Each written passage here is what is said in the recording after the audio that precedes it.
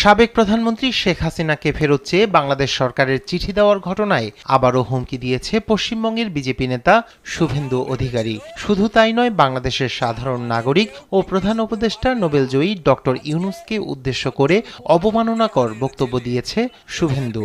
এদেরকে কেউ কাউন্টই করে না, মশা মাছি, হেঁটে গেলে মারিয়ে নিয়ে চলে যাব আমরা। মঙ্গলবার পশ্চিমবঙ্গ বিধানসভার বাহিরে সাংবাদিকদের প্রশ্নের জবাবে বলেন, হাসিনাকে ফেরত চাওয়ার চিঠি ডাস্টবিনে ফেলেছে ভারত সরকার। কাজ নেই তো খই ভাজ।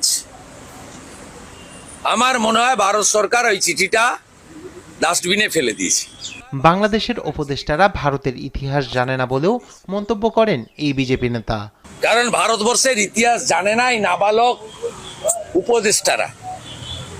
এই সুদখোর মোল্লা ইউনূস এ জানে না ইতিহাস। ভারতবর্ষ শেখ মুজিবকে